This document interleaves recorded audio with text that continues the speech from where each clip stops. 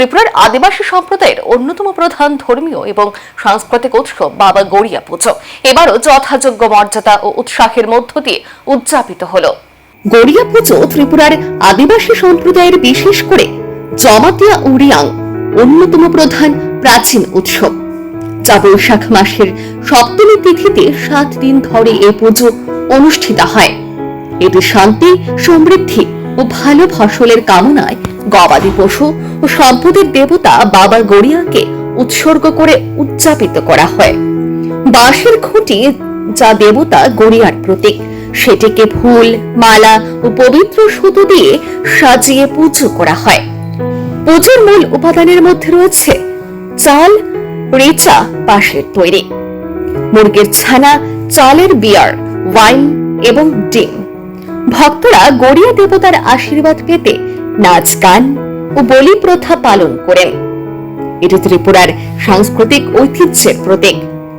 রাজ্যে অনুষ্ঠিত হলো বাবা গড়িয়া পুজো, ত্রিপুরার আদিবাসী সম্প্রদায়ের অন্যতম প্রধান ধর্মীয় ও সাংস্কৃতিক উৎসব বাবা গড়িয়া পুজো এবারও যথাযোগ্য মর্যাদা ও উৎসাহের মধ্য দিয়ে উদযাপিত হলো। প্রতি বছরের মতো এই বছরও রাজ্যের বিভিন্ন জায়গায় অনুষ্ঠিত হলো বাবা গড়িয়া উৎসব। পাশাপাশি রাজধানী আগরতলাতেও বেশ কয়েকটি জায়গায় এই উৎসব উদযাপন করা হয়। বাবা গড়িয়াকে স্থানীয়ভাবে সমৃদ্ধি, ফসল ও গৃহস্থের কল্যাণের দেবতা হিসাবে মানা হয়। তার উদ্দেশ্যে এই পুজোর আয়োজন করা হয়। সাধারণত চৈত্র সংক্রান্তির পর সপ্তম দিনে এই পুজো অনুষ্ঠিত হয় এবং 7 দিন ব্যাপী নানা ধর্মীয় আচার পালিত হয়।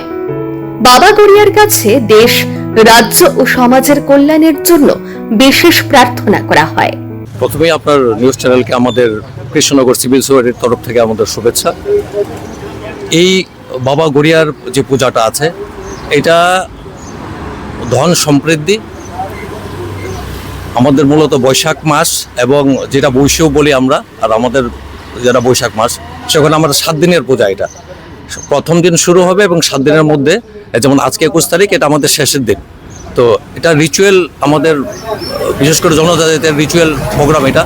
যদি এখন আর এটা সীমিত নেই, এটা সার্বিকভাবে সবার কাছে এটা আমাদের ফেস্টিভ্যাল হিসেবে আমরা এটা ত্রিপুরা যেটা চালিত হচ্ছে আর কি।